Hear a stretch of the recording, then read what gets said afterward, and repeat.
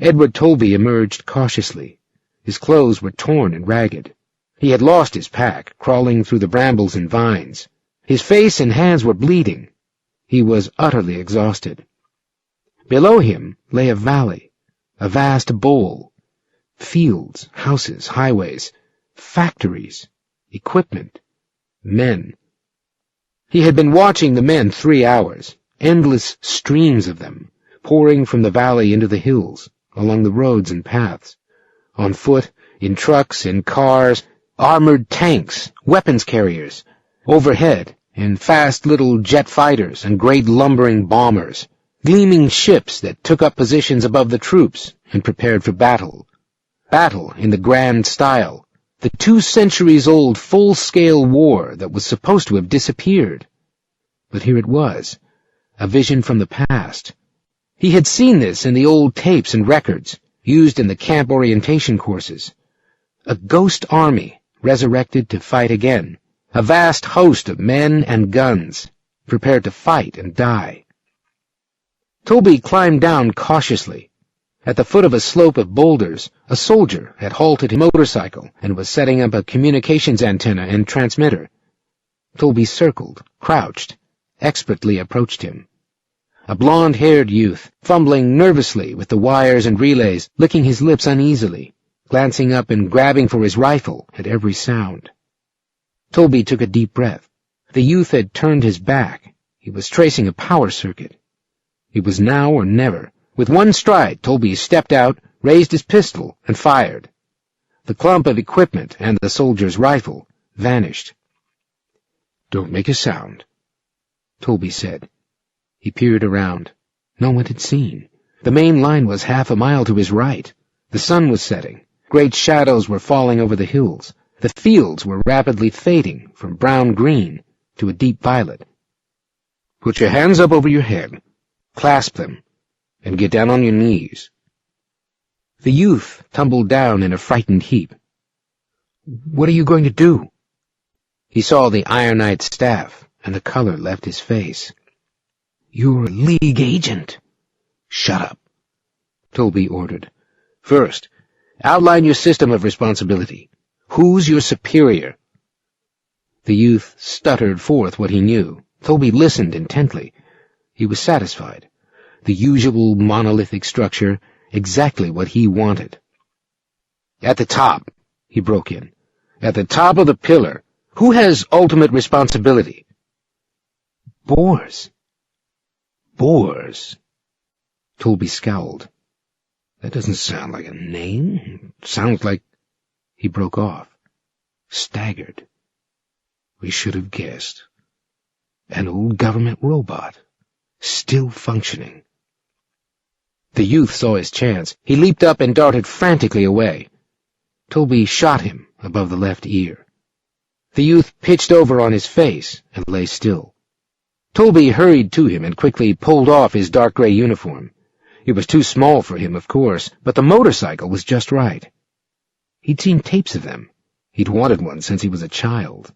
A fast little motorcycle to propel his weight around. Now he had it.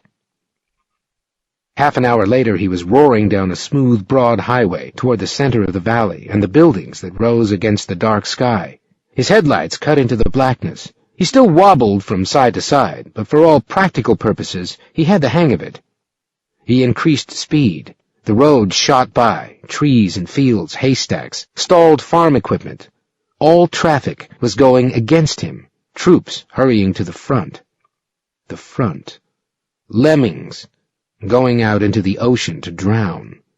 1,000, 10,000, metal-clad figures, armed and alert, weighted down with guns and bombs and flamethrowers and bacteria pellets. There was only one hitch. No army opposed them. A mistake had been made. It took two sides to make a war, and only one had been resurrected.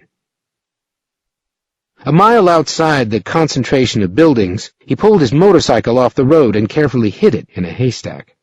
For a moment he considered leaving his ironite staff. Then he shrugged and grabbed it up, along with his pistol. He always carried his staff. It was the League's symbol. It represented the walking anarchists who patrolled the world on foot, the world's protection agency. He loped through the darkness toward the outline ahead. There were fewer men here. He saw no women or children. Ahead, charged wire was set up. Troops crouched behind it, armed to the teeth. A searchlight moved back and forth across the road. Behind it, radar vanes loomed, and behind them, an ugly square of concrete, the great offices from which the government was run. For a time, he watched the searchlight. Finally, he had its motion plotted. In its glare, the faces of the troops stood out, pale and drawn. Youths. They had never fought. This was their first encounter. They were terrified. When the light was off him, he stood up and advanced toward the wire. Automatically, a breech was slid back for him. 2 guards raised up and awkwardly crossed bayonets ahead of him. "Show your papers," one demanded. Young lieutenants. Boys, white-lipped, nervous, playing soldier. Pity and contempt made Tolby laugh harshly and push forward. "Get out of my way." One anxiously flashed a pocket light. "Halt! What's the code key for this watch?" He blocked Tolby's way with his bayonet, hands twisting convulsively. Tolby reached in his pocket, pulled out his pistol, and as the searchlight started to swerve back, blasted the 2 guards. The bayonets clattered down, and he dived forward. Yells and shapes rose on all sides, anguished, terrified shouts, random firing. The night was lit up as he dashed and crouched, turned a corner past a supply warehouse, raced up a flight of stairs, and into the massive building ahead. He had to work fast. Gripping his ironite staff, he plunged down a gloomy corridor. His boots echoed. Men poured into the building behind him. Bolts of energy thundered past him. A whole section of the ceiling burst into ash and collapsed behind him. He reached stairs and climbed rapidly. He came to the next floor and groped for the door handle. Something flickered behind him. He half-turned, his gun quickly up. A stunning blow sent him sprawling. He crashed against the wall. His gun flew from his fingers. A shape bent over him. Rifle gripped. "Who are you? What are you doing here?" Not a soldier. A stubble-chinned man in stained shirt and rumpled trousers, eyes puffy and red. A belt of tools, hammer, pliers, screwdriver, a soldering iron around his waist. Tolby raised himself up painfully. "If you didn't have that rifle..." Fowler backed warily away. "Who are you? This floor is forbidden to troops of the line. You know this." Then he saw the ironite staff. "By God," he said softly, "you were the one they didn't get."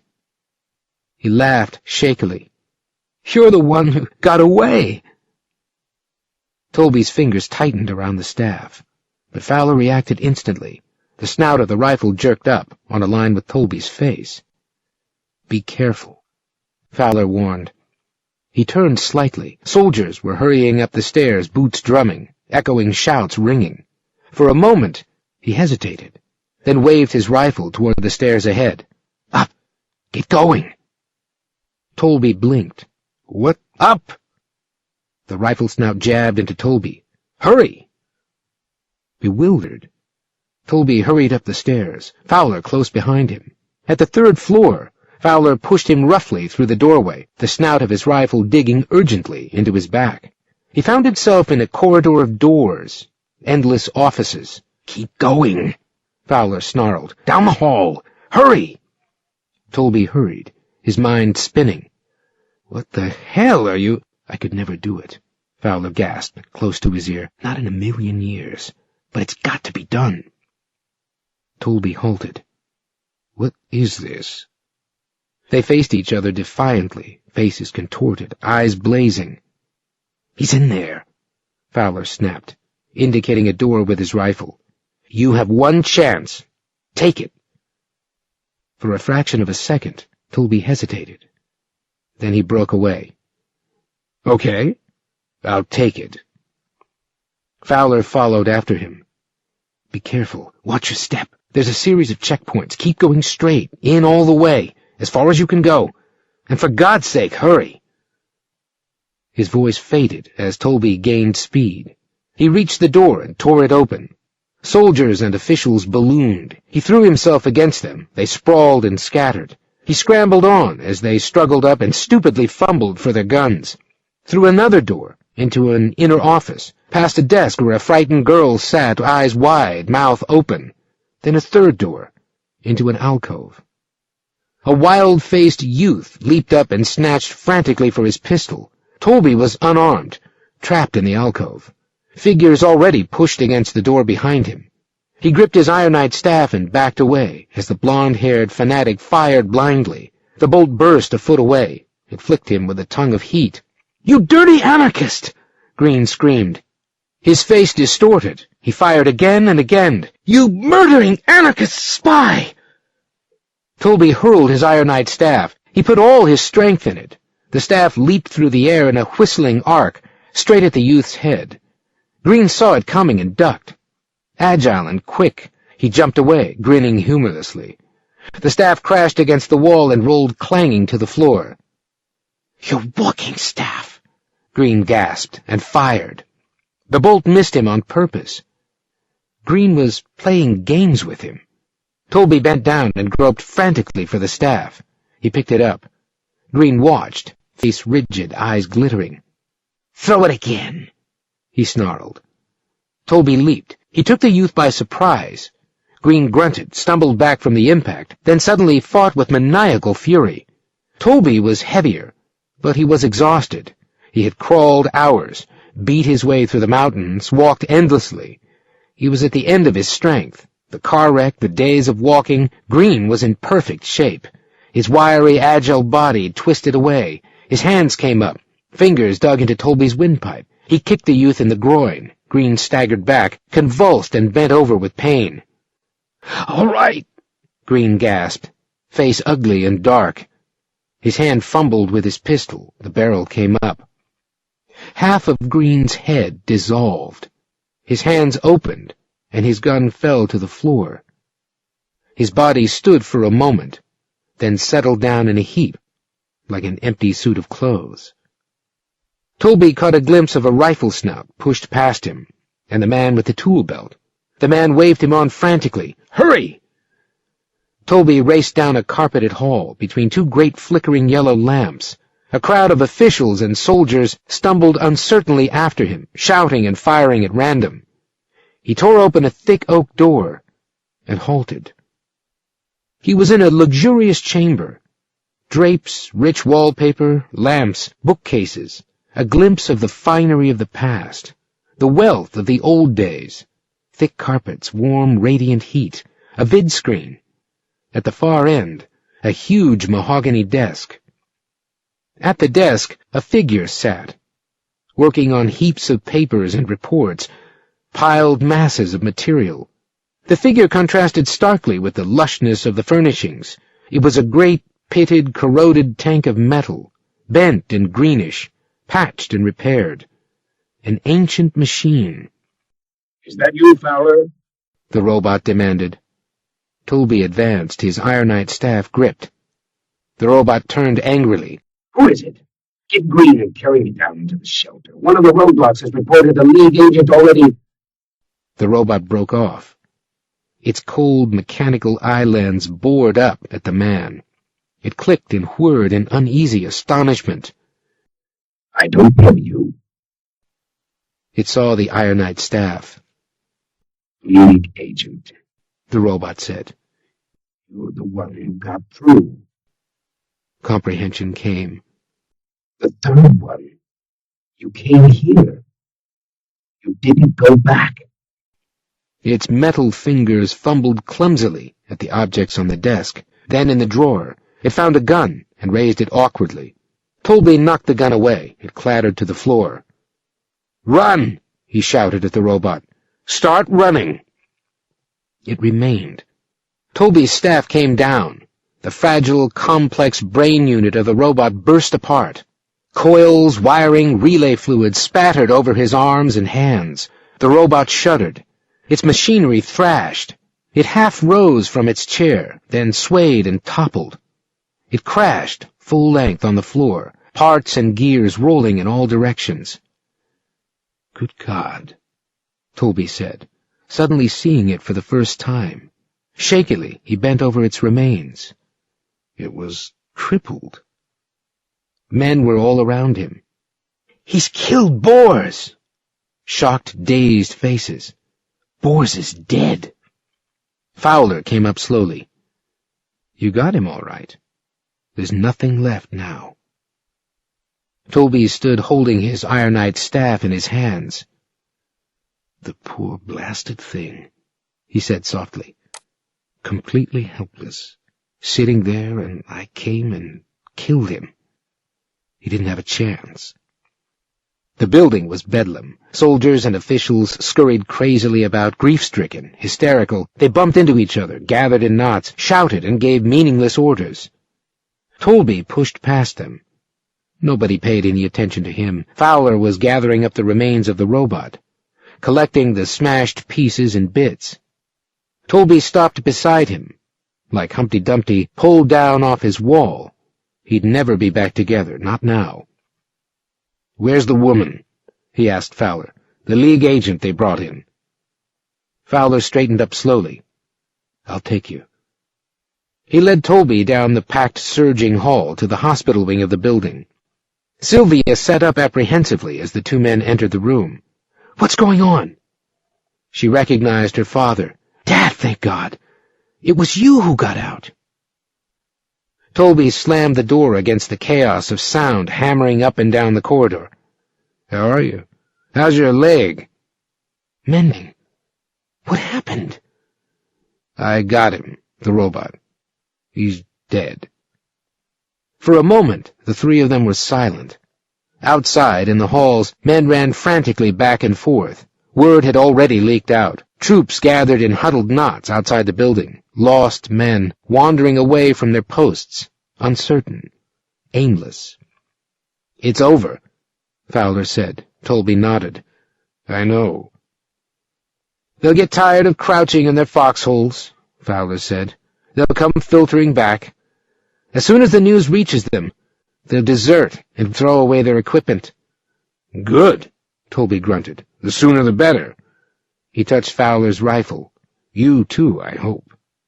Sylvia hesitated. "Do you think—" "Think what?" "Did we make a mistake?" Toby grinned wearily. "Hell of a time to think about that." "He was doing what he thought was right. They built up their homes and factories, this whole area. They turn out a lot of goods. I've been watching through the window. It's made me think. They've done so much, made so much." "Made a lot of guns," Toby said. "We have guns too. We kill and destroy. We have all the disadvantages, and none of the advantages." "We don't have war," Toby answered quietly. "To defend this neat little organization, there are 10,000 men up there in those hills, all waiting to fight, waiting to drop their bombs and bacteria pellets to keep this place running. But they won't. Pretty soon they'll give up and start to trickle back." "This whole system will decay rapidly," Fowler said. He was already losing his control. He couldn't keep the clock back much longer. "Anyhow, it's done," Sylvia murmured. "We did our job." She smiled a little. "Bors did his job, and we did ours. But the times were against him, and with us." "That's right," Toby agreed. "We did our job, and we'll never be sorry." Fowler said nothing. He stood with his hands in his pockets, gazing silently out the window. His fingers were touching something. 3 undamaged synapsis coils. Intact memory elements from the dead robot, snatched from the scattered remains. "Just in case," he said to himself. "Just in case the times change."